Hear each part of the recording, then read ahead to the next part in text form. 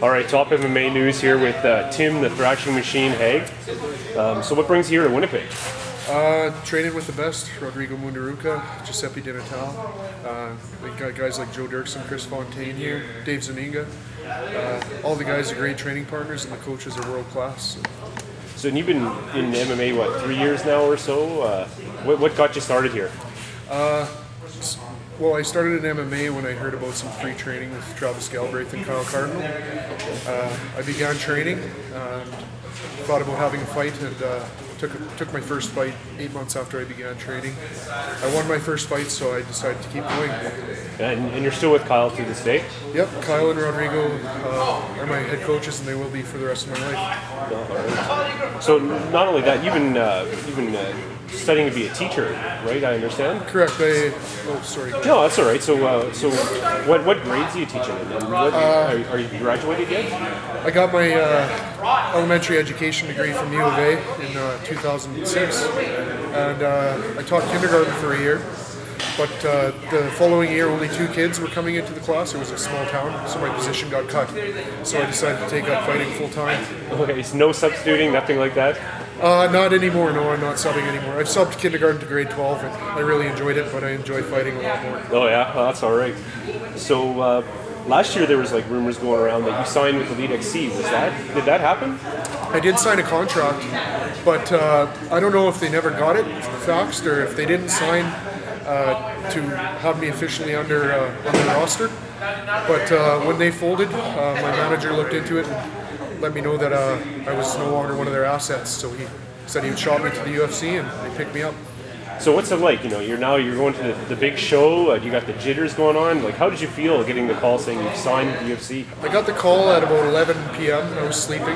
My wife answered the phone, and my manager said it was quite important, so she woke me up. I came to the phone, and he said, "Big Tim, we got you a deal with the UFC."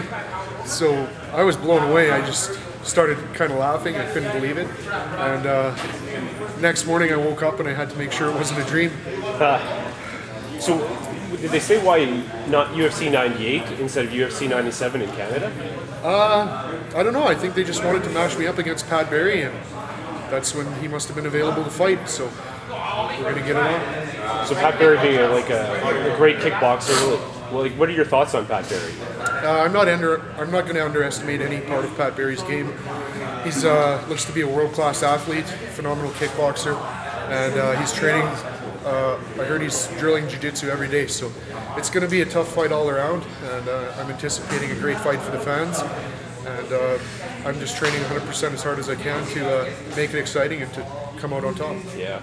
So we've seen you in the past at King of the Cage, and you fought Petkovic there, and seeing the videos there, you seemed a little susceptible to the leg kicks. So have you been training that lately, or? Well, I fought Petkovic the first time. I think it was in Raw Combat. The second time was in Hardcore Championship fighting, but yeah, the first time he got me with leg kicks, I lost a split decision.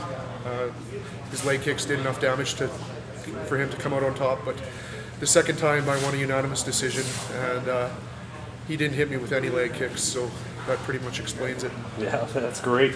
So without going into too much strategy, like, how are you going to handle Barry?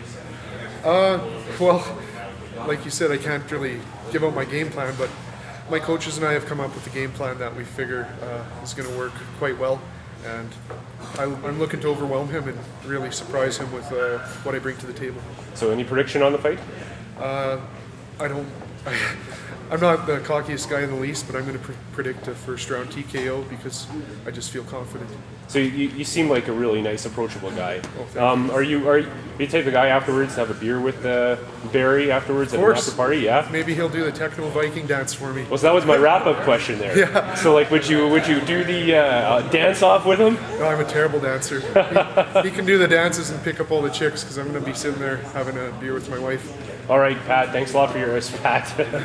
Thanks a lot, Tim, for your time. I appreciate that. Thank you, guys.